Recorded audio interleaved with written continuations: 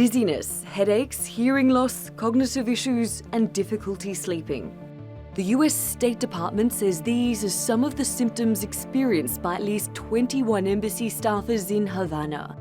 And they developed them after a series of attacks of an unknown nature. What started as a diplomatic mystery has now turned into a diplomatic crisis. The American embassy in Havana has cut staff, stopped issuing visas to Cubans, and US citizens have been warned against travelling to the island. The US government has also expelled 15 Cuban diplomats from Washington, D.C. over what it says is Havana's failure to protect diplomats on Cuban soil. Cuba says it has no involvement in the alleged attacks and has been fully cooperating with investigations. And the government has labelled America's response unjustified. By these politically motivated and thoughtless actions, the U.S. government is responsible for the current and possibly future deterioration of bilateral relations. Those relations were only fully restored in 2015, thawing out 50 years of Cold War rhetoric which had divided the countries. That rapprochement with Havana was lauded as a key foreign policy achievement of Barack Obama during his time in office.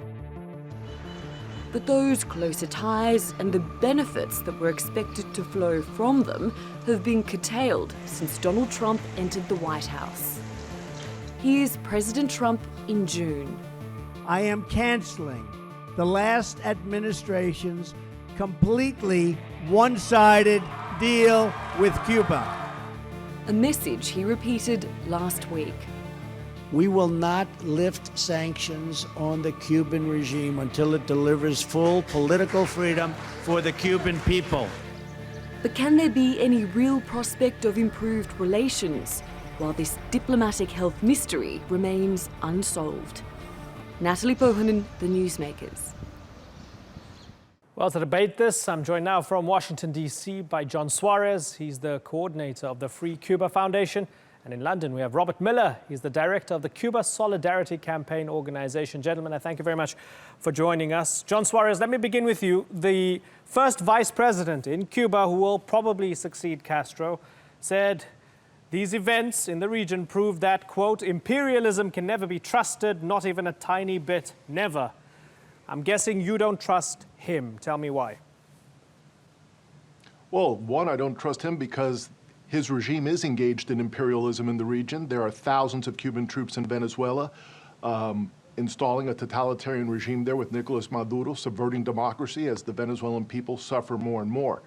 I think also with regards to the crisis with the diplomats, a lot of people tend to forget that the Cuban government has a history of treating diplomats poorly, not only American, but Canadian. In the case of the Americans, there was a case of diplomat Robin Myers in 1996 that they were throwing cars at and trying to harm her because she was meeting with dissidents. There have been other cases where diplomats have found their mouthwash replaced with urine, pets murdered, threatening phone calls. So when the foreign minister says that Cuba has never engaged in this behavior that goes counter to the Vienna Convention of guaranteeing the protection of diplomats in their home territory, that's simply not true based on the historical record. Secondly, the Cuban government has a duty, whether or not they are actually involved in what's taking place, to protect those diplomats. Failing to do that, and some of these diplomats, in addition to the hearing loss, are having memory loss, there's some slight brain damage, the Americans prudentially pulled out their people, 60%. The 15 Cubans that were pulled out of the U.S. was to maintain equity or reciprocity. I don't think the administration actually came out punishing them for this, but saying, listen, we had to remove X number of American diplomats, so we're going to have you draw down X number of Cuban diplomats and maintain parity. Okay, Robert Miller, let's for the moment accept that these acoustic attacks are a real thing, whoever might be doing them. These diplomats are getting sick, something's happening. Don't you think Cuba should maybe try to figure out what's going on or own up if it is behind it rather than denying it?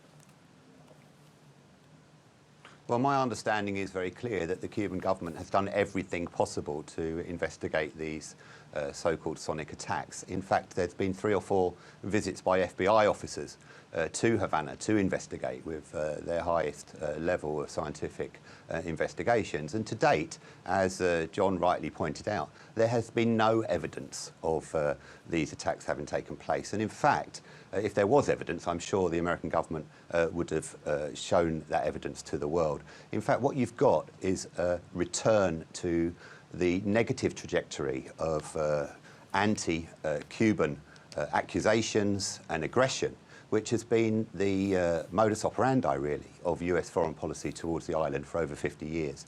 And it's a continuation of the blockade policies, the aggressive policies against an island, which is really just standing up on its own 2 feet. It's a sovereign country, and it's trying to do the best in a very difficult world.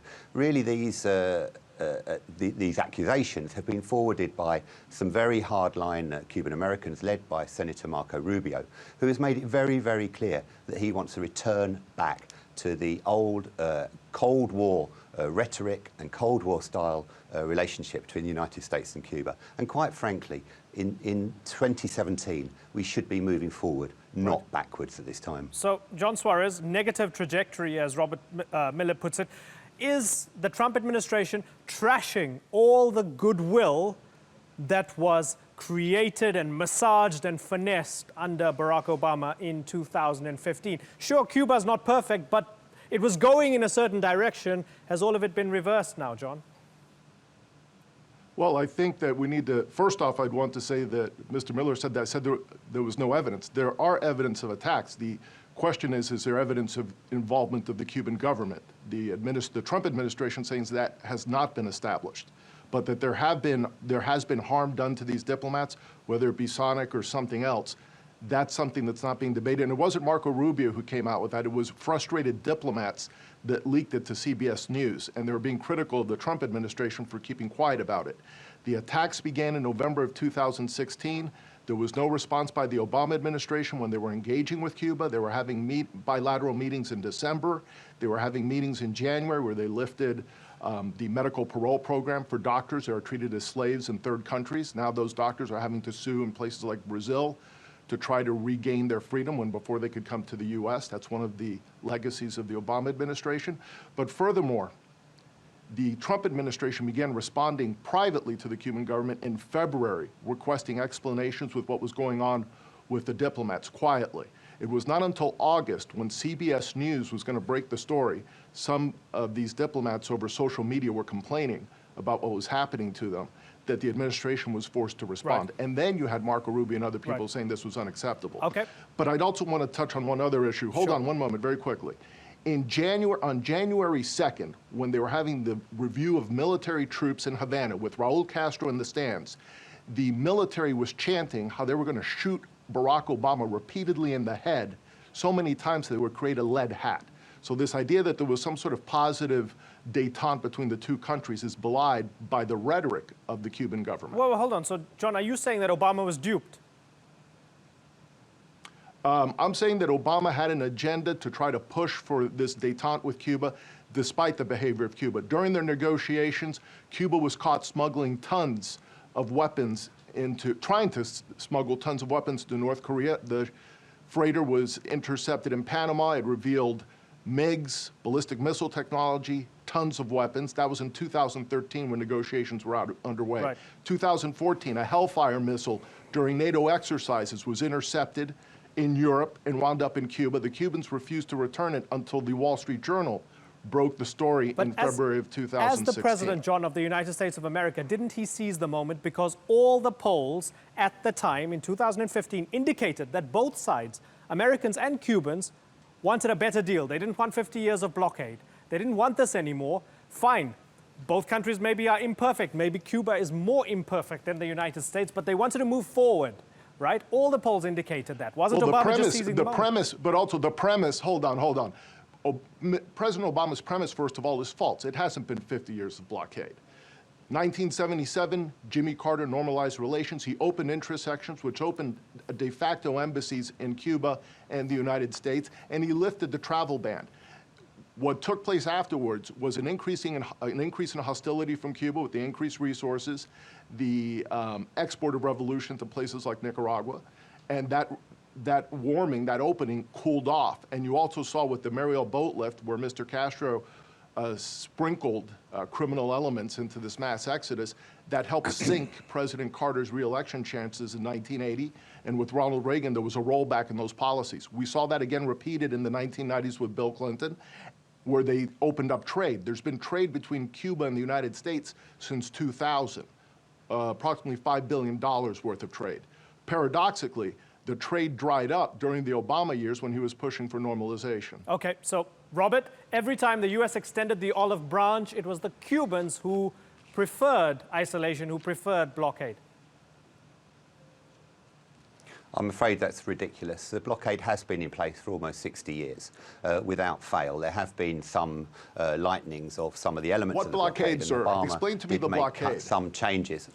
The blockade is a real blockade. It is extraterritorial. There are companies in Britain that have paid hundreds of millions of dollars of fines to the Office of Foreign Asset Control, the US Treasury, purely for their desire and their trade with Cuba. It is a blockade. It is a blockade that is condemned every year for the last 20 years at the United Nations by every single country of the world, except two, the United States and Israel. And even the United States and Israel last year abstained on that vote. So 191 countries have condemned the extraterritorial nature of the blockade that does exist and affects Cuba. Robert, Cuba is a sovereign country Robert, of just 11 million people. A blockade, sir, is a military action with ships surrounding an island. There has not been a blockade since 1962. Okay, so you disagree on whether there's a blockade sanctions. or not. Hold on, John, just give me a second. Robert, let me ask you... No, it's a question of definition. Okay, fair enough.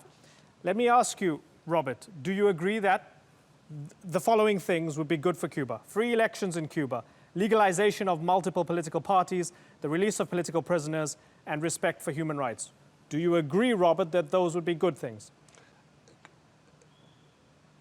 Cuba is a sovereign country. It has its way of so it can decide, society. It can decide not to have a democratic elections. So it can decide not to have a system with any of that, and that's fine by you. It can have its democratic system. There will be elections again next year in February, and there will be a national general election. It is very, very different to elections in the United States. But are you genuinely telling me, Robert, that Cuba has free elections? Cuba has democratic elections, yes, I am telling you that. And I'll give you an example. In November this year, six members of the Cuban Parliament, MPs, members of Parliament, are coming to the British Parliament, the mother of all parliaments in our democratic country. Let me follow through the thought. As part of the Inter-Parliamentary Union, okay, as a formal exchange between members of Parliament in Cuba and in Britain. Okay, so it's recognized by some in Britain. Fair enough. It's very different, but it is their system. It's their system, so there's a relativism here. But I'm going to park that aside. Let me follow through the thought. Helms-Burton in 1996 lists those things, but according to US law, it lists those things and says if Cuba makes movement towards those things being achieved, then we don't have to have sanctions on Cuba anymore, and we don't have to have a blockade on Cuba anymore. So that's US law. Isn't Trump just basically... So Robert, isn't Trump just basically adhering to US law, no more, no less? Why is the world's biggest superpower unilaterally blockading another country? Why?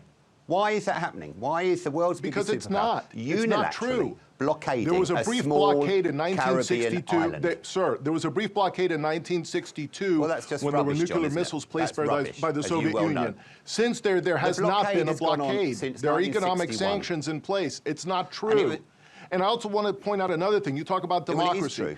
In Cuba, when the Cuban people have organized petition drives to change the law as is currently outlined in the Cuban Constitution, well, it was as of 92 and 2002. Osvaldo Payá Sardinas with the Varela Project obtained 25,000 signatures for reforms of the system to bring it in line with human rights, something popular with many Cubans. That was rejected by the regime. They locked up most of the members of that movement with sentences ranging from 15 to 28 years in prison. Their wives had to go to the streets for almost 10 years protesting, being beaten down in the streets. With respect, the you're of the just movement killed under spouting a suspicious load of circumstances. nonsense, really. One after another after It's not another. nonsense. It's the blockade historical exists. fact. It existed in You want to 61. rewrite history. It's You want to say written down Cuba in the has laws of the democratic United elections States. when it's a one-party dictatorship. let me change the word to embargo. There's only one legal political party. Okay, John. My friend, please. John, can I change the word to embargo? Would you accept it's an embargo, John? It's an embargo, right? Can we accept that? I would accept that it's embargo or economic sanctions. Okay, but so definitely not a blockade. So a blockade again, is a very specific okay, thing. so let me then. Okay, so I don't want to get into a semantics debate over the words, right? Let's accept that it's an embargo for the sake of this discussion. Let me go back to those polls that I mentioned. Well, I'm not going to accept that Cuba's a democracy like this individual. Exactly, It's not. It's and Robert, that's a very relativistic and inaccurate definition of democracy. But again, let's put that aside for a second, John. Those polls that I mentioned in 2015. I'm sorry, it's not an inaccurate. Of course. Not an inaccurate come on, Robert. You can't call Cuba a democracy. It's absurd. Robert, it's absurd to call it a democracy. Why is that absurd? Why? You're telling me they are free and fair elections in Cuba. The Cubans participate in elections. Yeah, I am telling you. Yeah. Okay. John, I'm not the North talking here about Koreans. North Korea, are we? John. Look, John. You're denying a blockade that your country has unilaterally. Your country is unilaterally imposed on another country. Okay, fair enough. I'm going to bring in John. John, I want to ask you about those polls in 2015. At the time of the deal, right, we had 59% of Republicans in the US favoring the scrapping of the embargo. There was a poll within Cuba, 97% of Cubans wanting better relations with the US, 73% of Americans wanting to reestablish diplomatic relations, 72% wanting to end the embargo. This was what people had wanted. Are you comfortable with this administration moving in a direction... That's Cuban Americans. That is Cuban Americans also. John, are you comfortable with this administration moving in the direction towards flushing all of that goodwill down the toilet? First, I think that when you have a government that's engaging in subverting a democratic government in the region, which is what it has done in Venezuela, that is not acting in good faith in the region because it has a definite ideological agenda. And when you talk about Raul Castro stepping down, he'll be stepping down from the post of president, but he'll be staying on as head of the Communist Party. And his son, Alejandro Castro, seems to be poised to be in a very important position, whether formally or informally. So we're talking a very brutal, totalitarian, communist dictatorship with an agenda of subverting other countries in the region, and Venezuela is a case in point that is taking place today, where there are thousands of Cuban troops on the ground, and what the Secretary of the Organization of American States has described as an occupying force. Okay. And I think subsidizing that is not in the interest of the United States, nor in the interest of the Venezuelan people or the Cuban people. Okay, just enough time for Robert for a final response. Robert? Yeah, I think the United States needs to have a very long look at its history. Going right back to 1973 in Chile, when Salvador Allende was democratically elected. How did the United States respond? In the 1980s, in Nicaragua, how did the United States respond? In Venezuela right now, and in Cuba, the United States seems to think that it has the responsibility to enforce its doctrine, its way of doing things across that hemisphere. And it's unacceptable. And in the modern world, it's far better to talk and talk with people, despite our differences. Nowhere is perfect, as you yourself said at the beginning of this interview. But it is far better to have dialogue, as President Obama and President Castro showed when they mutually agreed to normalise relations and open those embassies. What we're seeing now is a Trump and Rubio drive to turn us back to a Cold War anachronistic relationship between the two countries. And I think people in America, in the Cuban-American community in America, and across the world, will be very, very saddened about that. Okay, gentlemen. Unfortunately, I've got to move on, but I have appreciated you both taking the time to talk to us on the Newsmakers. John Suarez and Robert Miller, thank you very much. Thank you very much.